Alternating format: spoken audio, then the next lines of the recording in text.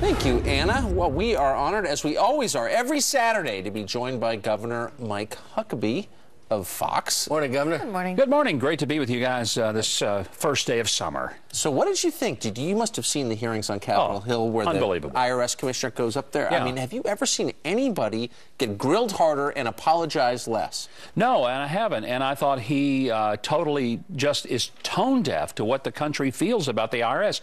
This is a criminal enterprise. Let's first of all just be honest about it.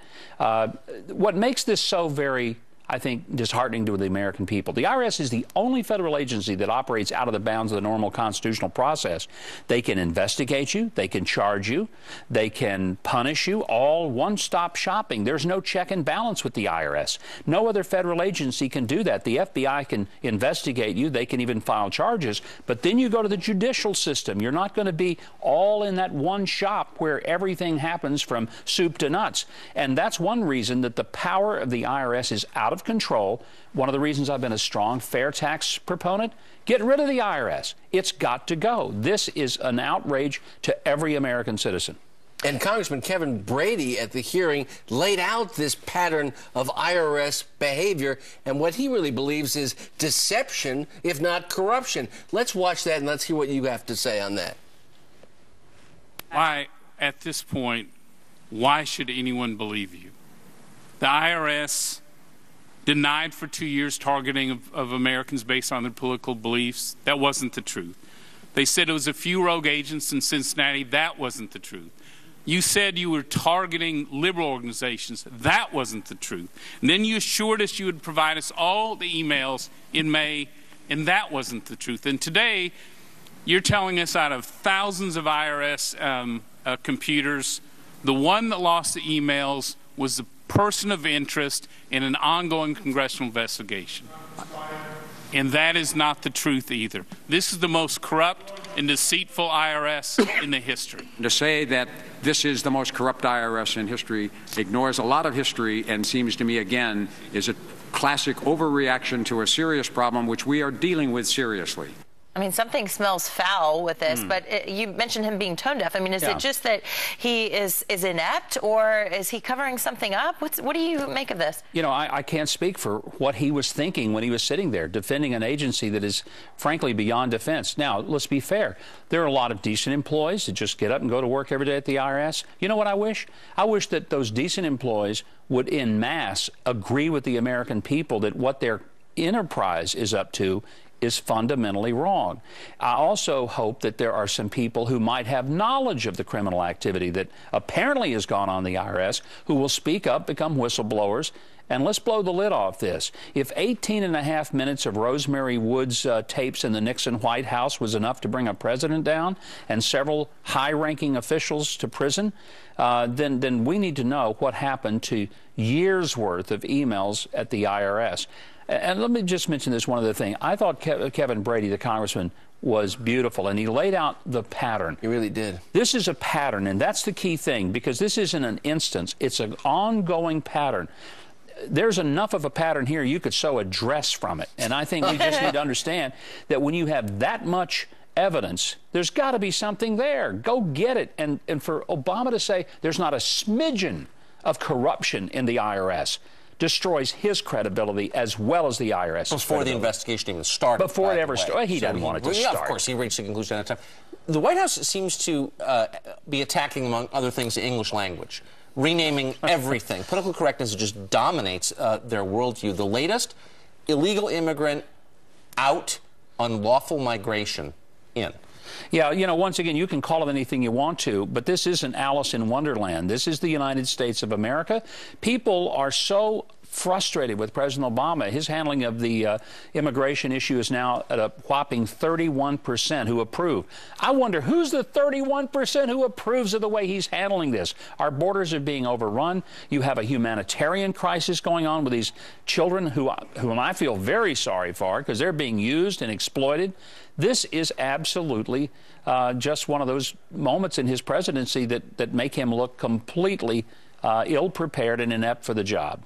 Let's look at another issue that I think will become an absolute scandal. It sounds like a scandal on its face. The administration sending $255 million, $250 million, to Central American countries for some absolutely incredible things. Specifically, for example, $40 million to improve security in Guatemala, $25 million for youth in El Salvador, vulnerable to organized crime pressure, almost $10 million to reintegrate people who were sent back to this country. So we are funding youth programs and crime programs in countries like the Honduras, when the president doesn't even show up to meet with Vice President Biden to discuss this issue. That's going to solve our immigration problem?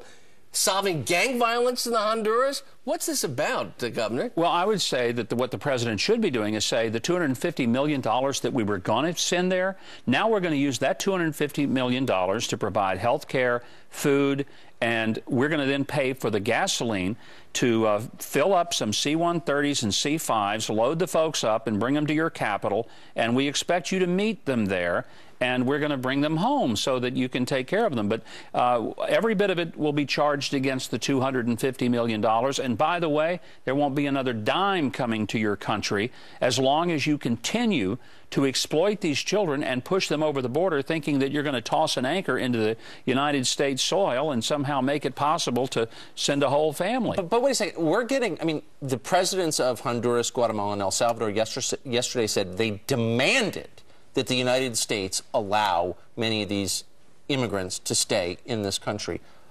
What's their grounds for demanding anything? Well, why do we take that? Here's another option, Tucker. Load those planes up. If we're going to keep those kids, let's load them up with every inmate we've got in our prisons and send them and say, okay, fair trade. We'll take the kids. You take our inmates. Like the Mariel boat lift in Basically, just dump them out like Castro did in 1980, which, by the way, cost Bill Clinton his governorship. I remember. And there are a lot of Democrat governors right now who are watching this and saying, Mr. President, I don't want all of these illegals being brought to my state and warehoused here. I mean, this is just, first of all, I think it is a horrible humanitarian outrage that these children are being exploited. Are we going to take care of those kids and feed them? Of course we are, because we're the United States of America and we're not cruel. But we ought not to be stupid, and we're being stupid. Well, speaking of kids, you've been looking after a child in the state of Massachusetts, and you've been a leader on this story. Tell us what's going on with regard to Justina right now. Is she returning home?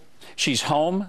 Justina Pelletier, for 16 months, was kidnapped by the People's Republic of Massachusetts. I know those are strong words, but what else can you say when a young lady goes into a hospital emergency room and is taken from her parents because after 30 minutes a doctor decides that the 2 years' worth of medical treatment she's had from Tufts, which is a pretty impressive institution, is somehow wrong, and he decides that the parents have created a psychosomatic illness in the girl. They take the girl, kidnap her, won't let the parents see her. She doesn't get school. She doesn't get religious services for almost 2 years. She doesn't get to see her friends. Finally, they have relented. She's back home with her family, and a week from tonight will be the first television appearance that Justina Pelletier will make on our show. We will let the world get to hear her story firsthand. Governor, hats off to you for doing this. You have tirelessly, every weekend, you've been sitting on our couch telling us that you're following this story. You know why? It's because I'm a father. Yeah, this and is every not parent about needs to being. think about this. That's true. First of all, I was a governor, and I knew that what was going on with this girl was outrageous, and no state should have ever let it happen. But the second thing, can you tell me any mother or father in this country that would let their daughter be kidnapped this way and not be furious? Some people said, well, the Pelletiers were angry. I said, are you kidding? I'd be going Billy Jack on your face if you came and took one of my children away from me. We're going to watch it tonight. Governor Huckabee, thank you so much. You bet. America, thank heaven that you were following this. Imagine if you weren't. Scary. You're going to Israel tonight. Have fun. I'll go, see the mother of one of the young American teenagers who was kidnapped by Hamas. We'll see you next week. Okay, see you then. Thanks.